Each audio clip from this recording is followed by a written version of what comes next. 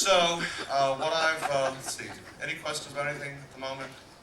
By the way, Kathy Kenda brought some nice pictures of her and Joe that have never been seen on the internet. Um, they're back there, and also their son and daughter who are both in the military. So at some point this morning, they'll be there all morning. Just go over to the bar and check out those pictures. Do we have any other questions or announcements? No, no one was involved in this incident, thank God. Any other questions about anything? Okay, so what I'm going to do is I'm going to ask Carl to come up here first. Carl, if you could step up here. Let's give a round of applause for Carl Marino, the star of Homicide Hunter.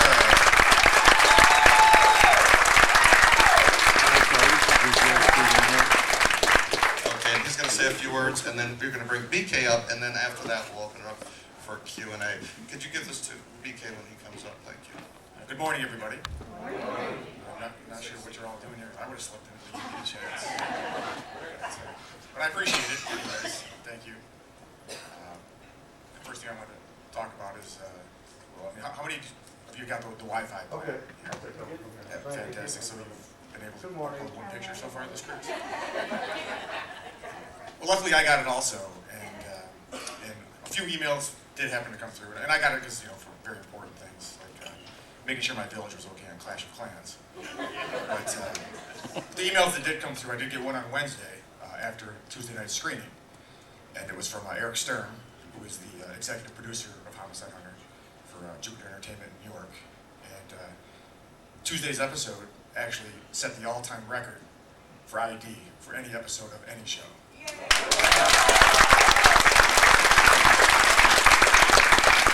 Which they thought was kind of amazing, coming on the heels of the State of the Union address, so that shows you, what people want to watch.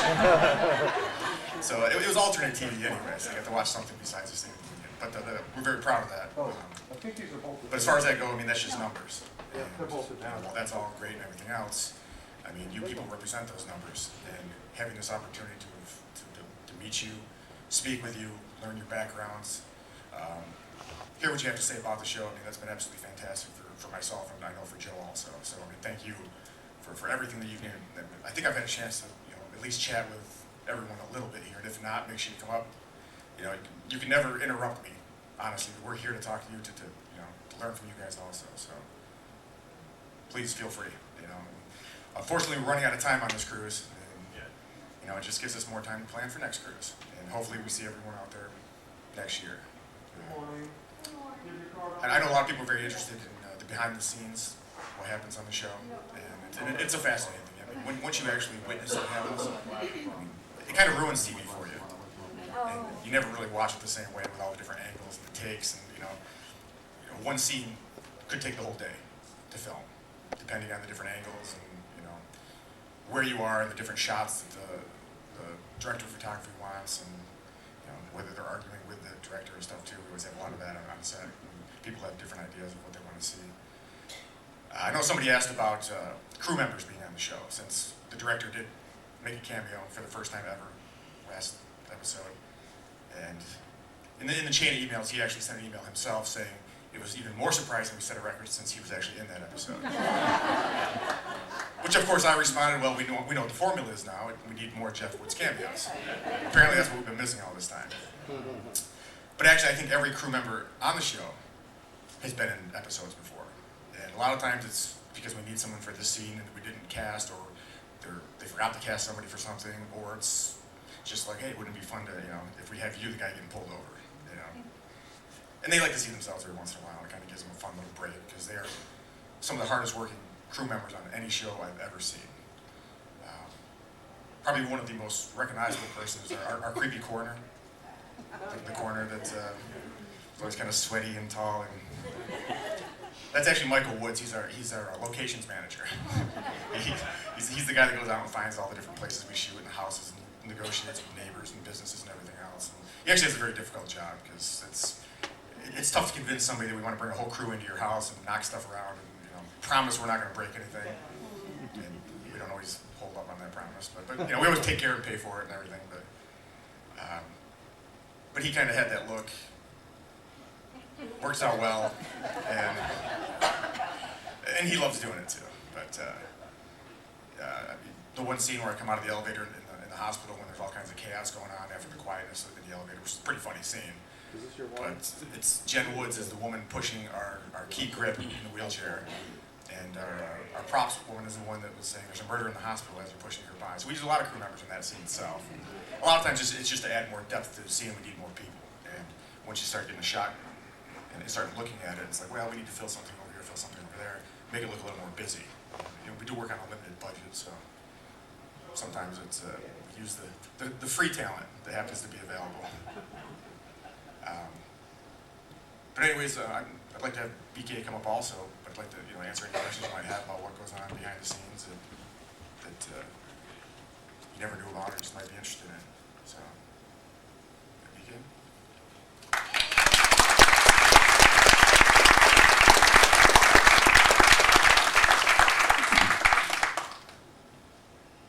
Anything you want to say? Is your hangover gone? Luckily, no hangover this week, and I'm up in the casino, so it's been a good week for me. I can't say so much for Adrian. She's usually really lucky in the slot machines, and she's been frustrated this week. But anyway, this week has been just phenomenal for me. As you know, law enforcement as a whole over the entire country has sort of taken a slap in the face over the last year. And, being able to come on here, see everybody, visit with everybody, interact, and just see the love you guys have for the show, but also for law enforcement in general. I think that's been probably one of the most reassuring and uplifting things that I'll take from this going back home. So I just want to thank you all for that.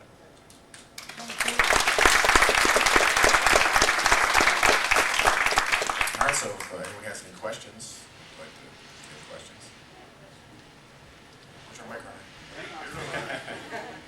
our mic runner. Anyways, with regards to this show, Carl, what is the significance? Every time we see you pull up to a scene, it's always a cigarette out and there's always a focus on your toe, squashing out your cigarette. Is that written in there to be a... I just often wonder, why do we need to see that every single time? I agree with you. He asked the same question. I don't have that option to change that, but and we actually joke about it sometimes too. It's like how many times we didn't. They actually, every time I arrive on the scene, there's always the joke we call it Kenda the Arrival, part 50. It's written in that way. Where we could actually literally go back to old footage and probably use the exact same arrival that we used on a different show. Just find the same suit and tie that I happen to be in already. There you go. But honestly, I think a lot of it's more for dramatic effect. I mean, it's Joe Kenda showing up on scene to take control of the scene, him gathering his thoughts, getting ready to process it, getting ready to prepare himself for what he's about to see. So, and a lot of it, you always get the dramatic music, the slow motion sometimes, and I think it adds a little bit. I know we've done it a lot of times, and maybe we'll twerk it a little this season coming up, and so we can have something a little more original. It's a good ritualistic thing, and I get the meaning of that. I didn't know if it had a special meaning for him or, but it's just his routine. Sure. Like I said, I think it's more of just showing how he's just getting ready to go on scene. And you'll see I'll stop and I'll just look at everything for a minute. Just kind of take in the madness that's going on, which I'm sure is what Joe would have done. Just before he steps into it, to prepare him for whatever's about to come at him. And he's had everything come at him before, so.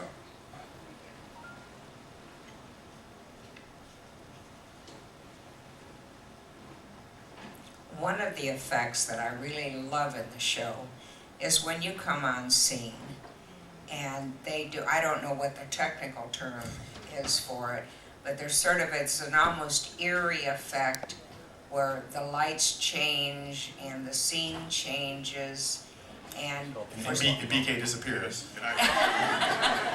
Officer 1 or 2. But I really enjoy that effect. It's almost like we can follow the thought process that you're looking around the scene and more or less visualizing. And I keep waiting for the crime to actually be reenacted in your mind, which I haven't seen, which is good in a way. I've seen shows where they magically know what happened, how the person got killed. But it is, and I think it's a good visualization, and see, I can say that word today because I haven't had my rums yet. And I actually, Not yet, you have. yeah, I haven't, but I could also say statistical today too. But we're not gonna say anything about last night. Didn't I see you in the casino? Never mind. But I really love that. I don't know whose idea that was, but I think it's very, very effective, and I haven't seen that particular effect in many shows, and it is attention grabbing. Thank you. Yeah, that's actually our director of photography's idea, Dan Kelly. Dan Kelly, I mean, he's one of the nicest guys in the world, but he's also absolutely fantastic at the different views that he thinks a scene should, encompass, and just different shots.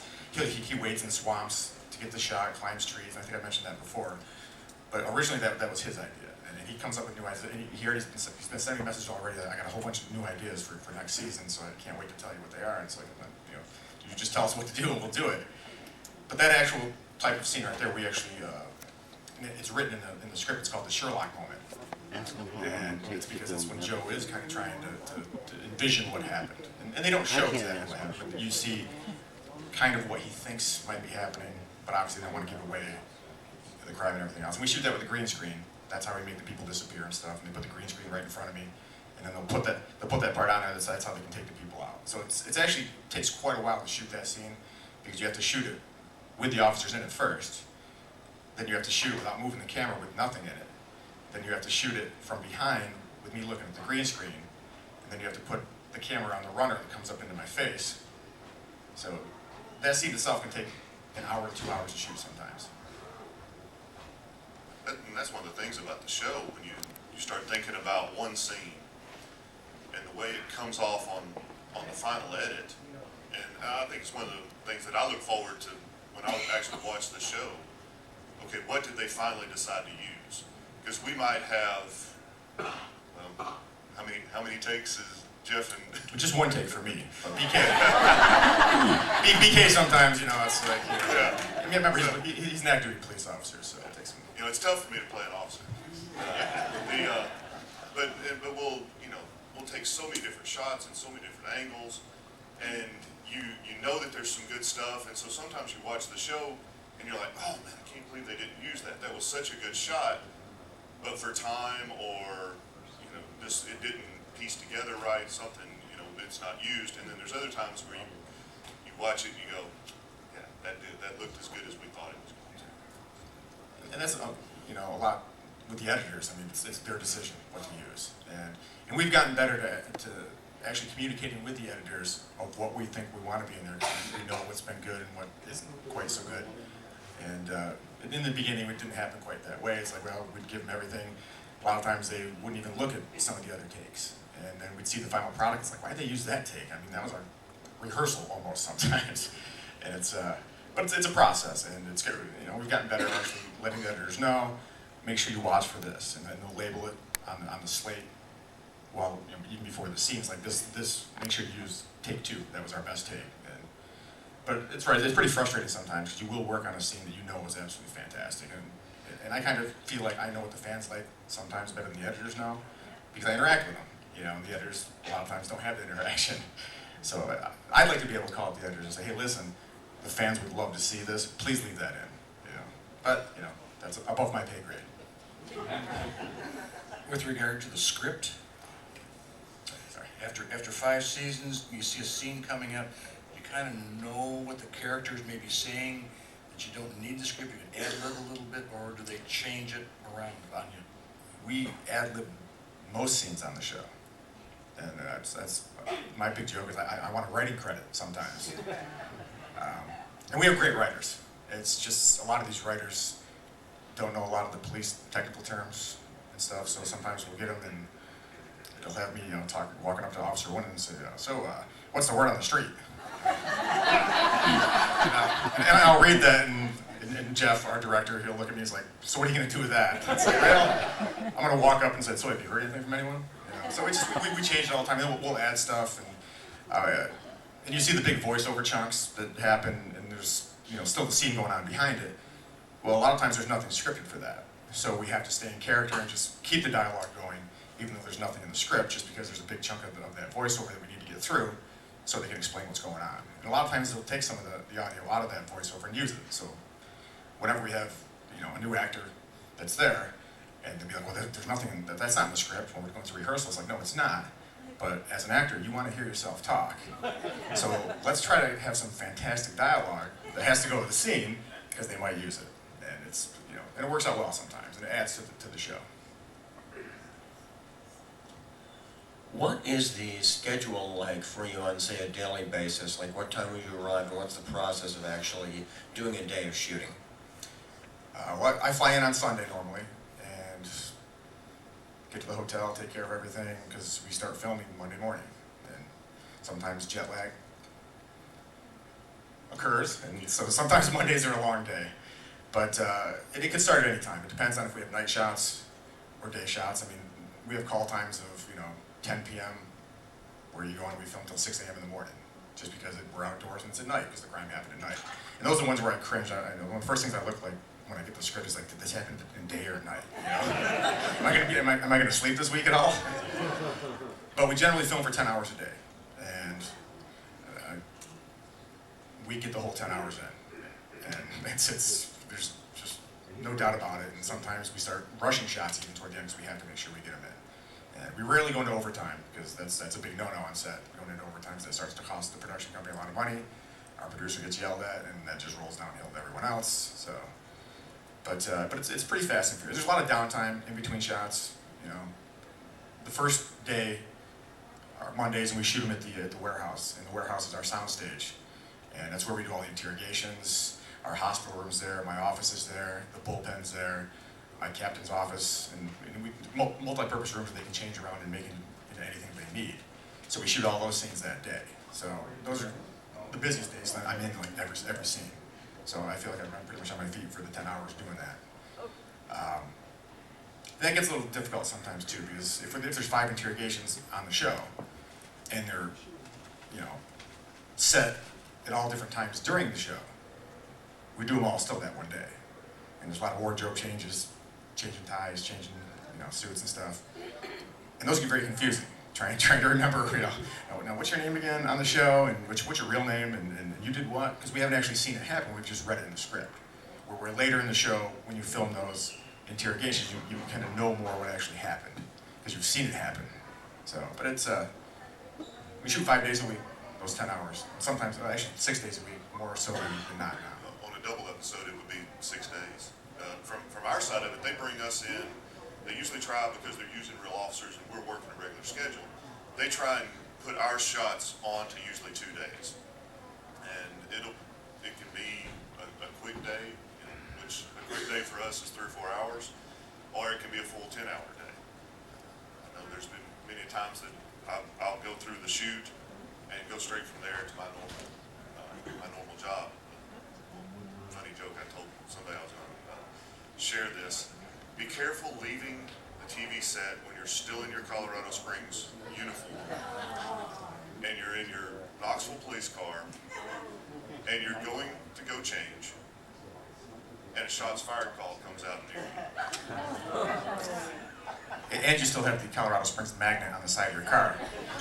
Well, Coy did that. He showed up at a Tennessee football game to work traffic. He still had Colorado Springs. I throw in a raincoat, zip it up to the neck, get out. This guy's laying in the middle of the street. He's been shot. Start working him. My partner gets there. We're making sure everything's good. Ambulance gets here. I look up at my partner and I said, "Are you good? I gotta go." He's like, "What do you mean you gotta go?" I go. He goes, "Get the hell out of here." Yeah. But you do what you have to do. One of the things I wanted to let you all know is when we first came, we were all just fans. Oh, we're such fans. Oh, I'm the #1 fan. Everyone's such. But after this, we care about you all so much. I mean, we want to love you, and your families are so precious to us. And I'm a retired nurse, and I miss always getting to help. So who do we start the writing campaign to get some accolades for you? You know, we'd like to make sure that you get some credit for all of this. You know, who can we write it? And not just write to, but who can we harass? Yes. Just keep writing to the ID network. Yeah. And- Just write to the ID. Yeah, and there's, network. their email addresses are on their website and stuff too. And we appreciate it, because honestly, I mean, you're like family to us, you know. And I've gotten to know so many of you on this cruise, and it's been fantastic. And just everyone's backstory, you know, where they all came from. It's, you know, I'm still in awe of it that I'm standing up here with all of you. It's, I mean, it's been fantastic. I'm still amazed that the first two people I meet coming on the cruise live 5 miles from me.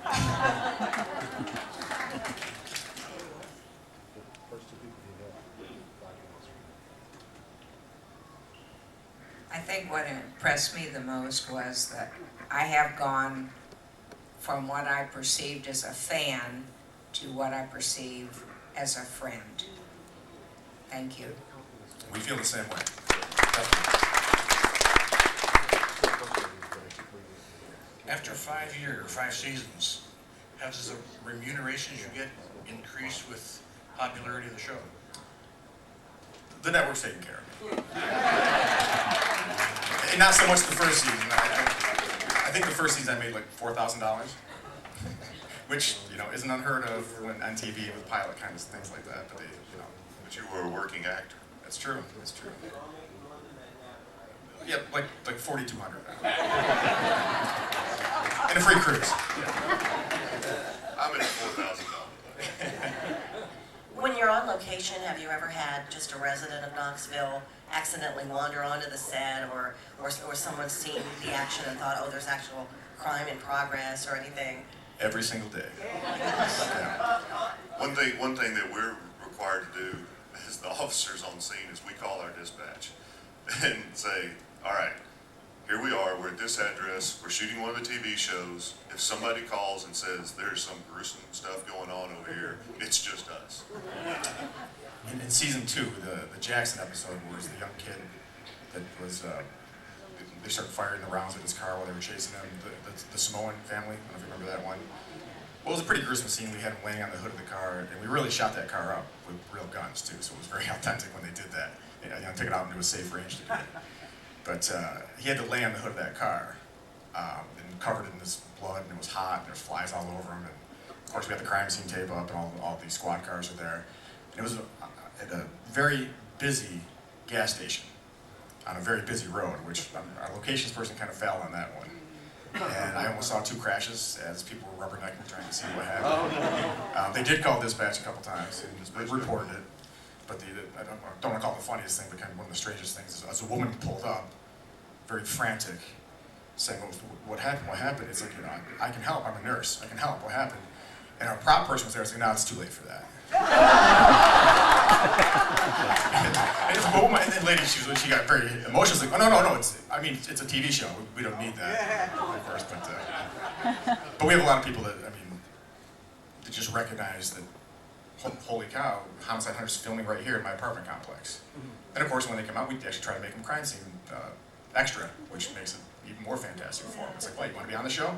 Come on out. Diane was there the day that we had one come up. Right. Okay. The first panel, you mentioned that you were debating whether to go to Los Angeles and audition. So I've always been curious, did Joe Kenda have any say in who would play the younger version of himself? No, thank God. No, and it's and I don't know if he wanted any say in that, honestly. You know, he just, and that's kind of the way Joe is. You know, let the production people do their job. I'll do my job, and hopefully it'll work out, which, you know, we think it has.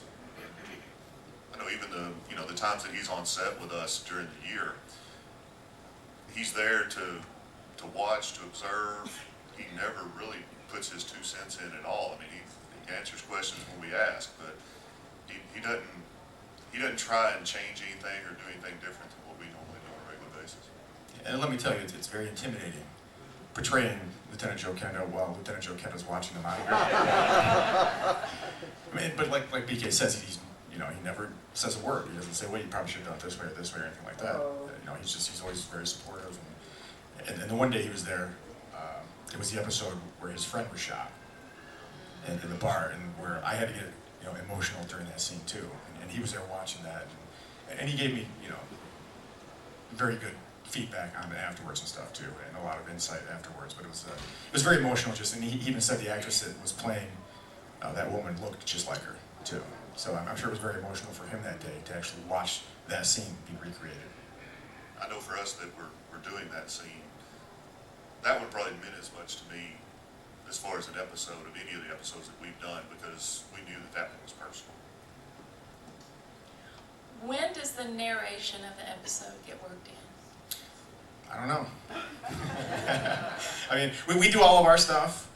Joe goes and films, Joe films his stuff first out in Colorado Springs. Then once the writers get his transcripts, they'll write the shot sheet and the script based on his interviews. We do our reenactments, and I'm guessing the voiceover probably goes in sometime after that, or maybe probably even in the same process, because they kind of know what they want to say, but there's somebody that works that all in. Can I ask 2 questions? Okay, I got one for BK. Since you still work full-time as a policeman, how do you juggle, how understanding are they that you are supposed to be shooting a scene, or do you have to be replaced or written out for that day because you've got to be doing the real stuff? Not that yours isn't real, but... You're right. Luckily, my sergeant is also on the show with us, so that helps. Quite frequently, Yeah. also. So you would know him if you saw him. Yes. The thing about it for us, and it's why there's about 10 or 12 of us that are on the show on a regular basis, and why you sort of see us rotate through, and why one week I might have, a lot of stuff going on with Carl, might have lines, those kind of things, and the next week I might just be the guy walking in the background.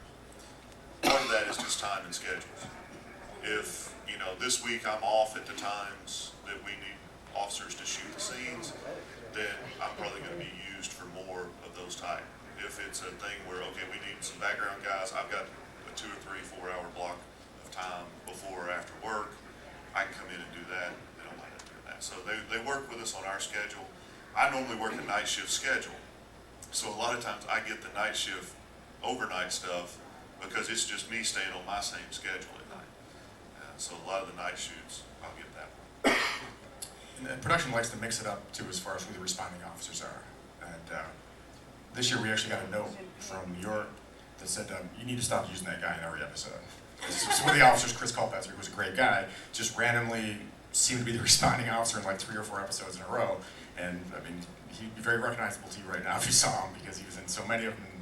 So it gets to a point where it's like, let's try to mix some different people in there that we haven't seen in a while. There was the one episode where we called it the Chris Culpetzer Show. Pretty much. He had more lines than I did. He had more lines than Carl. And a question for you, Carl. We're talking and asking about all the different ways that the things you have to do to best portray Joe. So in light of that, why is it they chose to let you remain right-handed? Well, that's kind of, and that's, of course, that's besides the smoking, that might be the next question I get most often. I didn't know Joe was left-handed until season 3 of the show. So that was a failure of production. And I have to admit, I'm kind of happy, because it means I didn't have to switch back to left-handed, because obviously I don't want to. No, it's I realized Joe was left-handed at the same time all of you realized it when they had the promo of season 3 at the beginning, and it was the first time where he writes with his left hand and he puts his gun back in the holster with his left hand. So I immediately sent Kathy a letter. Kathy, is Joe left-handed? And she wrote me this nice letter back. Yeah, of course he is, and so am I, this and that. And it was, it's like, oh, I wish somebody would have told me that before season 3, but it's, But at that point, it's like I've been right-handed the entire time. Since then, I'm just going to keep doing it. It honestly makes it easier for me anyways. I'm just curious how it was Knoxville came to be, I guess, the go-to location for shooting the crime reenactment shows. I understand the economics of shooting in the southeast, proximity to rail and other transportation, but there's a lot of southern cities that fill the bill, and just wondering how Knoxville got made. Well, Jupiter, I mean, that's primarily what they do at crime reenactments. And the owner of Jupiter Entertainment is from Knoxville. So that's where he started his company, and it's just kind of grown from there. Many of you, I'm sure, recognize HGTV, the Scripps Networks, the Jewelry TV? Yeah, Jewelry TV, Travel Channel, Food Network, all of those started out of HGTV in Knoxville. And one of the guys that started HG spun off and started Jupiter, so it was natural for him to be there in the Knoxville area. We laugh now, though Knoxville is basically the murder porn capital of the world. And another production company spun off of that recently, and the show Murder Comes to Town. Right. That's also filmed in Knoxville now, too. And the producer of that show is actually the producer of season 2 of Homicide Hunter. So they kind of use the same producers and directors and stuff. Well, I know our directors are doing Fatal Attraction right now, which is a TV1 show. Our camera guys, and assistants, and gas. Snapped, Killer Couples. Killer Couples. You'll see them. Those folks are bouncing around from all these different shows. Just because we're down, until March and new season starting, they're still working. Any other question?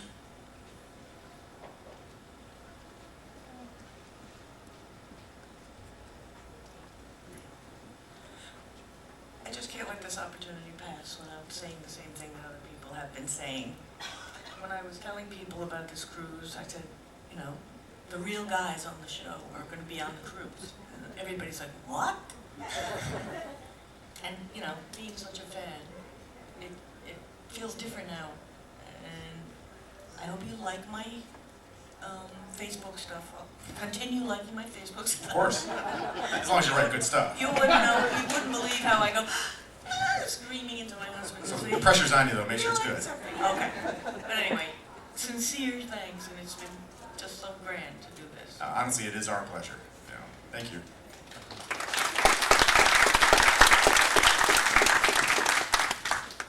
Anybody else have a question? You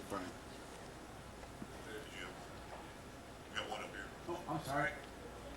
Raise your hand up again. There we go.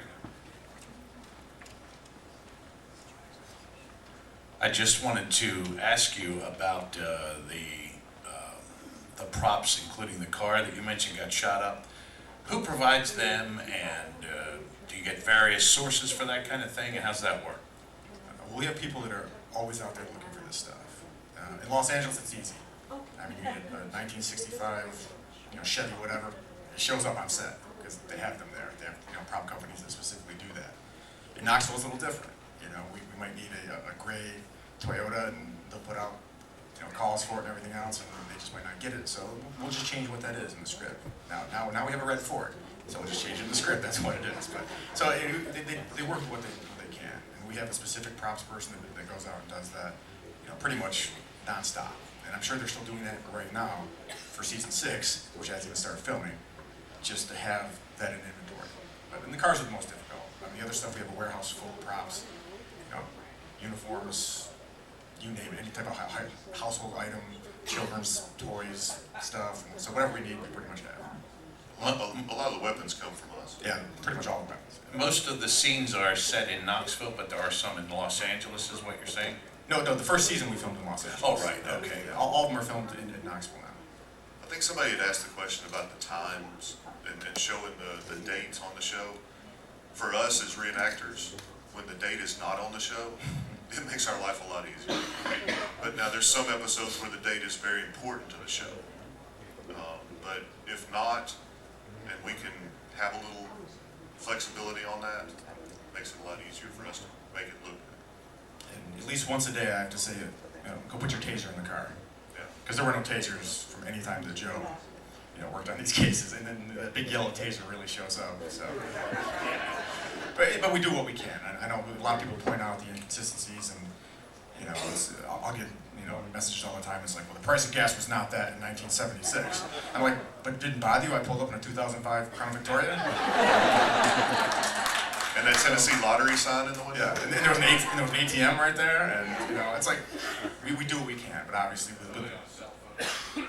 well, we try not to do that. We're pretty good without doing that, but because that's something we can control. You'd be Other things we can't. surprised. You'd be surprised how hard it is to find a payphone. Yes. To shoot a scene at the payphone. Yeah.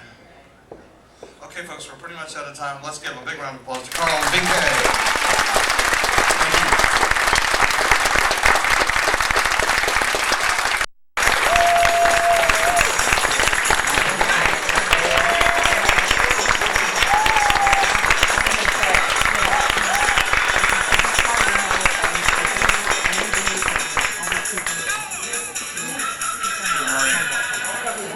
This morning, isn't it? The world's greatest? No, I don't think so.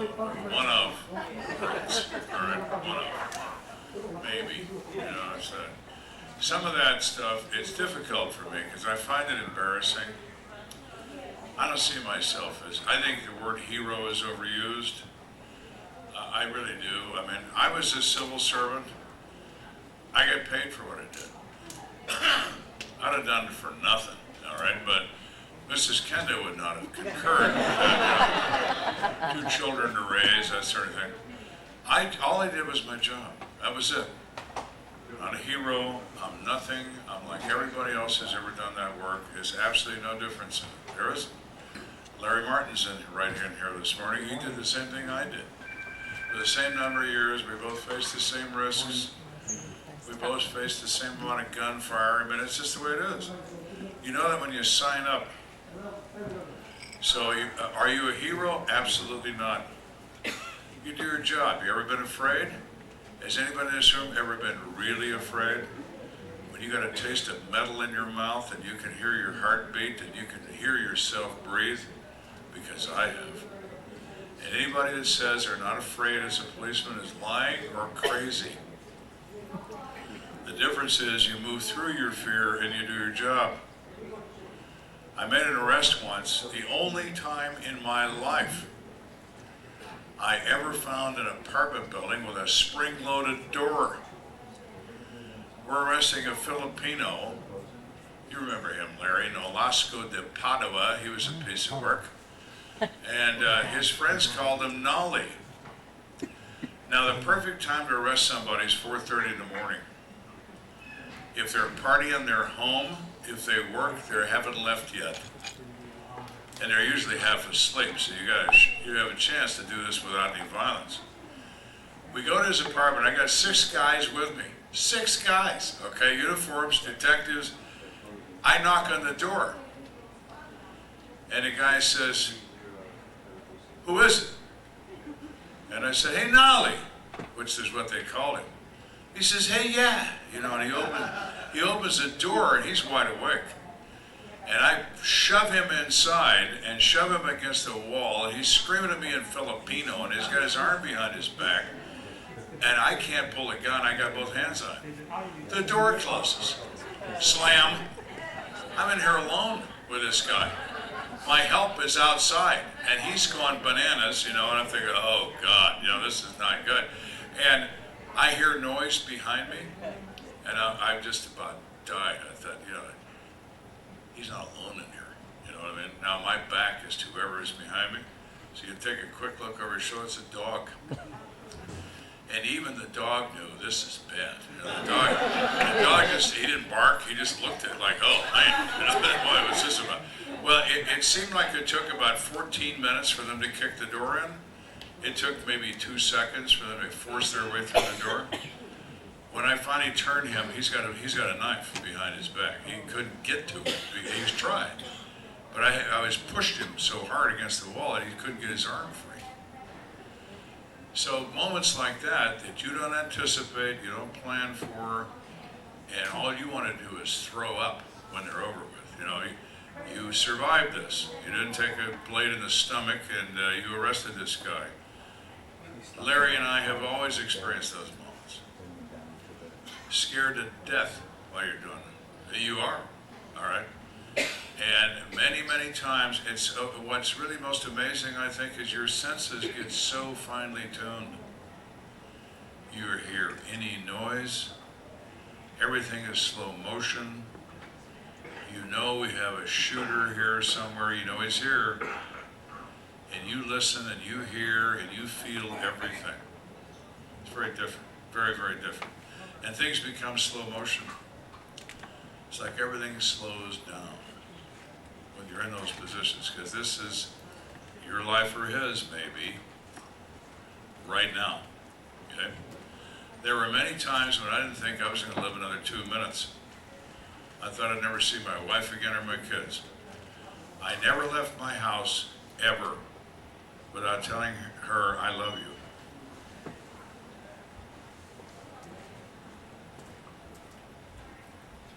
That's part of the work. It's part of the work. So, that being said, we'll talk about serial killers. People find them interesting. They are interesting. They are extremely, extremely rare. Thank God, okay? That's why everybody knows their name, because they don't discover these people for a period of time. We'll talk about two, one you probably don't know about, and one you probably do know about. The first one we'll talk about is one you know about, Ted Bundy. I interviewed Ted Bundy in the Pitkin County Jail in 1978, 1 week before he escaped from the big Usher and I there. We went up there to talk to him because we thought, hey, maybe, you know, we had a woman dead. Now, Ted would kill his mother. Women with brown hair parted in the middle, just like his mother had. Brown hair parted in the middle. He was killing his mother every time he killed 38 women in his career. He was undiscovered for a long period of time. Like most serial killers, their appetite increases. They become careless. They do it more often. They lose track of where they are. They lose track of the potential witnesses. They lose track of everything. Initially, he is an organized offender. He disposes of the body in such a manner it's not discovered for weeks. You wind up with bones. No ballistics, no nothing. Somebody goes to the store and doesn't come back. That's Teddy. Now, Bundy had a technique. He had an arm cast. It was fake. He would sit in a parking lot in a grocery store or a place that attracted women with his fake cast on the seat next to him, and he'd wait for the appropriate victim, brown hair parted down the middle. He'd watch him go in the store. He had bags filled with merchandise not purchased in that store, and he had them in a shopping cart next to the car. Now, when that girl came out, he'd put the cast on, and he'd be struggling putting things in the trunk. And then say, can you help me? I'm sorry to bother you, but I have this problem with my arm. Oh, sure, I'll help you. And once you get close to him, he's got you by the throat. And you're in this car and you're gone. Bundy was very successful at that for an extended period of time because he made sure that nobody's watching him. He passed on situations where he thought somebody might watch him, and so on. What does he finally wind up doing? Killing a sorority girl at a college campus in Florida with a hammer in front of 30 witnesses. He's in a frenzy, attacking this girl with a hammer. He is arrested and executed in the state of Florida. They make a TV movie about this jerk, and they paint him in the movie as an articulate, college-educated law student, and it's just so sad that this nice person, that's the way they did it in this movie. I watched that and I couldn't believe it. I talked to Bundy in 1978. Talk to that asshole for 10 minutes and you know what he is. You know what he is, all right? He is a completely disconnected psychotic. He's not articulate, he is profane. He is an idiot. But he's not intelligent, he's clever. Like most criminals. They're like a wolf. They circle the herd. They look for the weak and the sick and the young and the old to fulfill their desires. Okay?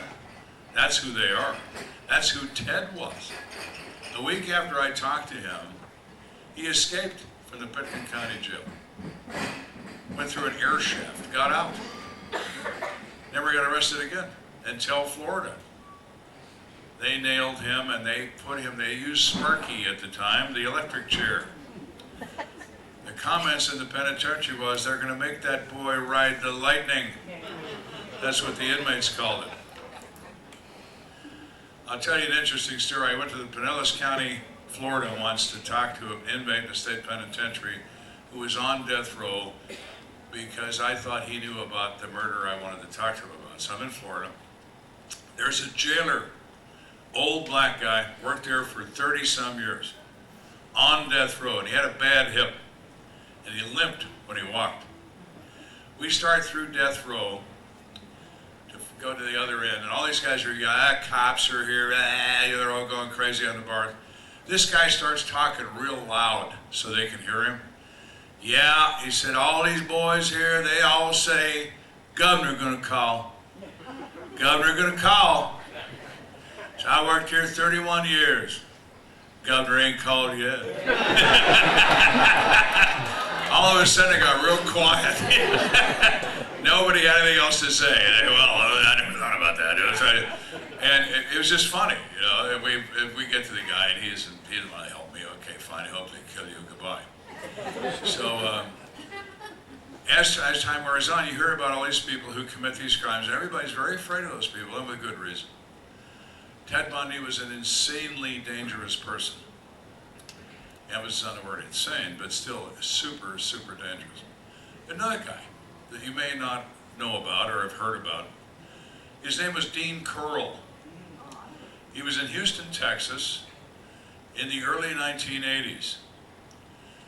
He was an assistant city manager of the city of Houston. He was very well connected. He was very, very sharp dresser. Such a sharp dresser, his nickname was Dapper Dean. Dapper Dean was always wearing a very expensive suit, always perfectly manicured. His one neighbor was a judge in the state of Texas, and the neighbor on the other side was a police captain on the Houston Police Department.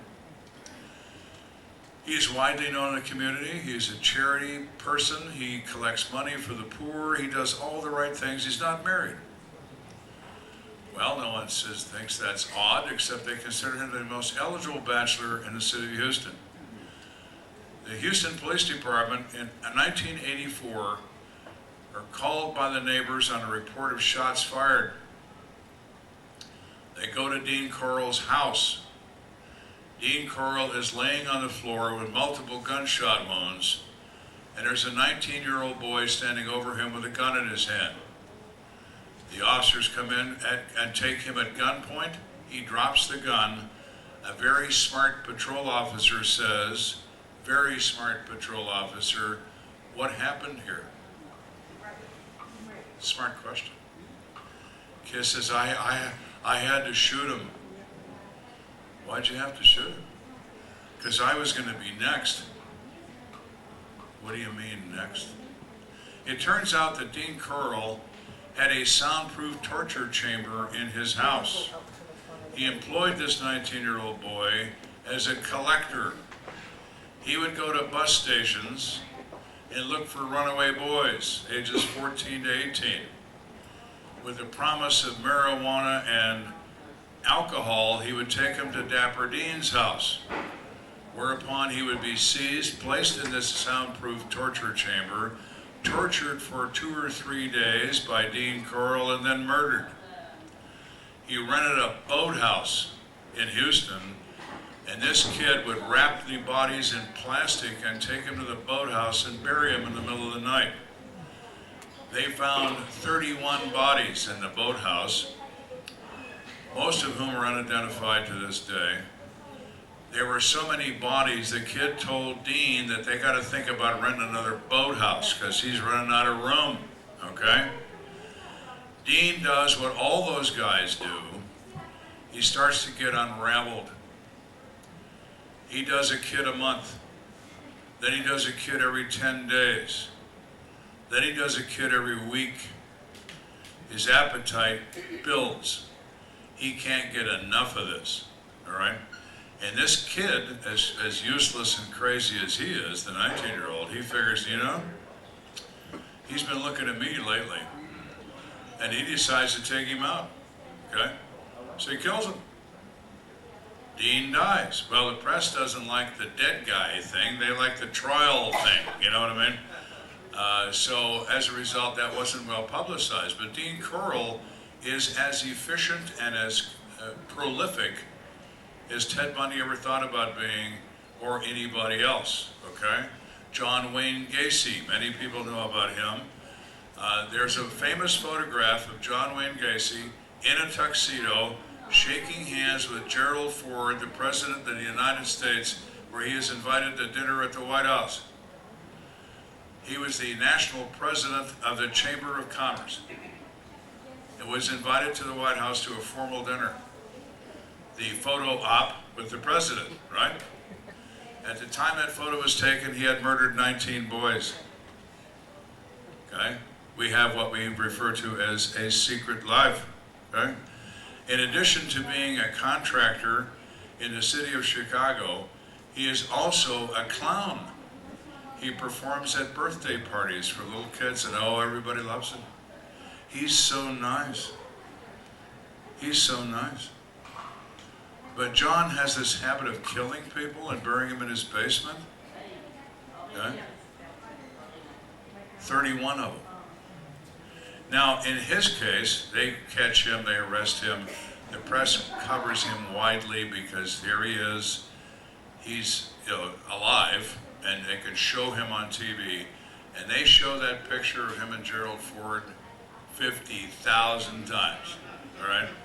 I'm sure Gerald Ford dropped his head every time that photo was, oh, God, you know what I mean? But, yeah, what did he know, right? Mr. President, this is the President of the National Chamber of Commerce, John Gacy. Mr. Gacy, how are you? Click, click, click. You know, he's in contact with him for 5 seconds. He doesn't know who the hell he is. But, oh, the press loved it. Look at this. Maybe Gerald Ford's a serial killer. Who knows? You know? What if that happened? Oh, my God. You know, more at 11. CNN live on the scene. Oh, please. Will you shut up? You know, just shut up. You know? Somebody slap this one. Take that microphone away from him. So you have all that activity, all the press activity around him because he is so crazy, okay? What? The what? Yeah. Oh, I know, yeah, of course. Yeah, he's a golfer. Uh-oh. There's just, one of the issues with him, I started to say, with all these serial killers, they attack the margins. Runaway children, nobody even looks for. Nobody looks for. You're carried in a national database as a missing person. We live in a mobile society. What if you decide to wander off? Maybe you don't like mom. Maybe you don't like dad. Maybe you don't like your life. Maybe you're an adult and you don't like your wife anymore and you're tired of your husband and you just disappear. You go start a new life somewhere. Or you get grabbed in a supermarket parking lot by Ted Bundy, or who knows what happens to you. So when those things occur and you find bodies buried in a boathouse who are bones wrapped in plastic, who is this kid? Well, it's a male and it's Caucasian and between the ages of 18 and 18 or 16 and 18, based on the skeletal remains. Male, Caucasian, 16 to 18. What else can you tell me? Nothing. Is there any dental work? No, there's no dental work. Is there a DNA database? You're gonna be kidding me, you know? There is no DNA database. There only is on TV, CSI, all that. They have all that shit, you know, but the rest of the country doesn't have anything. Who is this guy? He's a dead guy. He's a dead kid. What kid is he? I don't know, you know? Hundreds, if not thousands of people are reported missing every month. Some of them just do what I said. They wander off and start a new life. Some move on. They just find a new mate. You know, they decide that what I was doing is no good. I want to be somebody else now. Some of them get murdered. Some of them never get discovered. Some that are discovered never get identified. That's the reality. In Miami, Florida, in the morgue, they have at any given moment 100 frozen bodies, John Doe's, okay, in a morgue, because they're Central and South American. Dead from automatic gunfire, stitch wounds from an automatic weapon, okay? Who are they? I don't know. How are you going to find out? You're not. Is there a fingerprint system in Central and South America? No. Is there a record system in Central and South America? Absolutely not. if you were born in one of those countries, there might be the name of you and your mother in a book in a church if there hasn't been a fire, or somebody hadn't thrown a book away or whatever. There's no records of these people. Who are these people? I don't know. He looks dead to me. Well, he's dead, So they are trying all this time to identify people by what means. There are no means to identify these people. Now, if you are somebody like Gacy, somebody like Dean Corll, somebody like Ted Bundy, you may not know all that, but what you do know, because you're clever, you're cunning, like an animal, you pace, you watch the herd, you look, you look, you look, you identify. Who looks like a victim? Who's not with anyone? Who is alone? Who is preoccupied? In the modern day, what do? They stare at their smartphone. That phone is the most important thing on the planet. They can't be without it. They can't stop looking at it. They can't stop pushing the buttons on it. They love it. How many times have you been in a restaurant, you see a husband and wife sitting there, and they're both looking at their phones? They're probably texting each other. You know what I mean? Well, otherwise, we're going to have to talk to each other. Oh my God, not that. I don't want to have to talk to him, for God's sake, I'll just text him. I'll text him, You what? I go to D.C. quite a bit because that's where Discovery is. They're in Silver Spring, Maryland, which is the Beltway. And you might say it's D.C., it's Silver Spring, Maryland, but you might as well be in there. You can't tell where you are, But I'm downtown in D.C. It's an immensely busy place, and it's a series of maddening one-ways. I mean, you can see where you want to go. You can't get there from here. You have to turn left 82 times, and then you get 2 blocks away. So there's traffic, there's people. Here's a young girl, 25-ish, I'd say, very well dressed, business attire, high heels. She's staring at a smartphone. She steps off the curb in front of a bus. This guy locks it up. Blue smoke, the driver's white. I mean, he stops that far from her. She gives him a dirty look.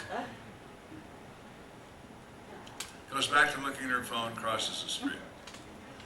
It's too bad he didn't kill her before she breeds and produce another one just like her, Darwinian selection, okay? What are you doing, you blockhead, all right? Staring at this phone? What for? Gossip? Idle gossip? Is that what you're looking at? If you are, unless you're a senior member of the United States government, you don't need a cell phone.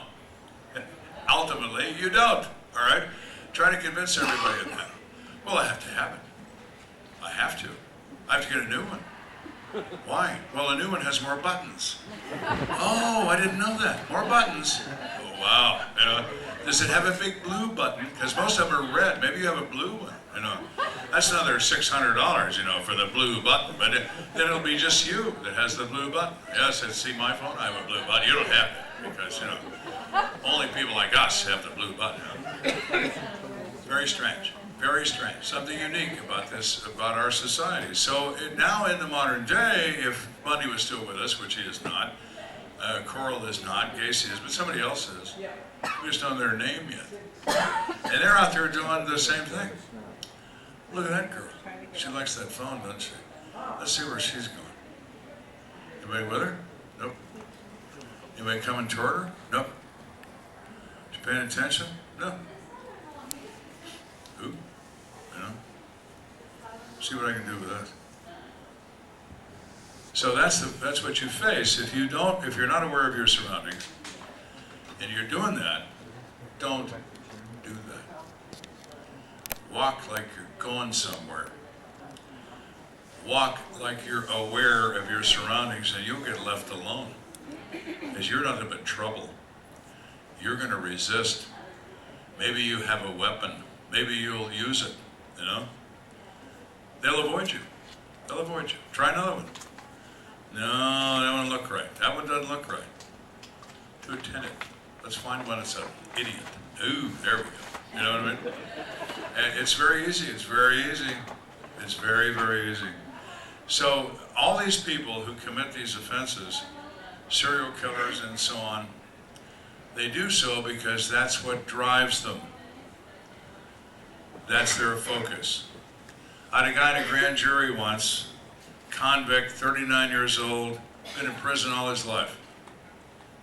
He's on the stand, he's in belly chains, county jail, Orange, you know. He's a witness, supposedly, you know, for another matter. And I told the district attorney who's running the grand jury, I said, ask him what he does when he gets up. Because I knew what it'd say. Ask him what he does when he gets up. Why don't you ask him now? I said, just ask him. Ask him what he does. Sir, what do you do when you get out of bed in the morning? I go over to Stanley's crib, which is house and street talk. And when you go to Stanley's crib, what do you do then? We go looking. Looking for what? Places to rob. Perfectly honest answer. If he's awake, he's committing or planning a crime. He is a professional criminal. He may have an IQ of 35, but he's still a professional criminal. And why do they go looking? They're looking for a place that looks easy. The very same way that you look easy if you're staring at that phone. Now we're going to turn it over to questions and answers. Okay, what I thought, yeah, what I thought I would do to eliminate all the dead air we had running around is I'll ask Michael to do this side of the room, and I have another microphone over there, and I'll be over there, so as much running. But I would like to ask the first question, if I may. You are very laser focused, and sometimes I find myself being very scattered. And, you know, like the #1 suspect episode, you're just so focused on the crime. It's like, give me whatever's the #1 combo so you can go back to being totally focused. You can't be bothered. And even today, I have a hard time keeping up with about 20 emails a day. You, sir, get about 200 or more emails a day. How do you keep up with all of those demands on your time? Stay focused. It's the same thing. You just deal with it, all right? I had people answer fan mail through a fan mail site I put up on the internet, or I had them put it up. That was a disaster, okay? They'd forget, they wouldn't read it, they wouldn't send them a picture, they wouldn't do anything. What do I need you for? You know, the old story is, if you want it done right, do it yourself. I do it, all right? I do it every morning. I get up, I get a cup of coffee, I go to the computer room, I check the fan email, I make out a bunch of pictures, and I start calling. They start calling me, I start calling Emma. We're actively involved in a season, as we're about to be shortly, to discuss cases, to discuss approaches, what we're going to eliminate, what we're going to use. In a murder case, we can't present the whole case. I've told you this before, but if we presented the whole case, the show would go on for 16 weeks and nobody would watch it. You know, it'd make you crazy. You know, this rabbit warren, not the guy, you know what. So you pick the highlights out. So you manage your time as required. And I learned that a long time ago on crime scenes. You go to a crime scene, I'd have deputy chiefs just screaming at me. You know, they were like, oh my God, you know, because the press is there. The press has already taken flight. Masked maniac loose in the city, no one is safe. You know, the standard, hey, we've been there 5 minutes. But they know, oh, this is going to be, everybody's going to die. Burn your house and leave, you know, because otherwise you're going to be dead anyway. And so then, you know, some of those management types would get just as frantic. Like, oh man, everybody, oh, they're yelling at us. This is not good for my career. What? You know? So I'd be standing there looking at something or thinking about it, and somebody, I had a DC do that one time. He's right here, and he's just screaming, you know. And I looked at him and I said, what'd you say? And that really fired him up. I was trying to give the guy a heart attack. I was hoping to get rid of him, you know, like maybe he'll die, you know what I mean? You ignore what's around you. You ignore it. You focus on what's important. What is important is somebody's dead. And who made him that way? That's why we're here.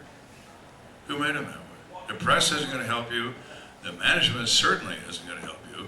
You have to maintain yourself in a straight line. And nothing interferes with that. Nothing.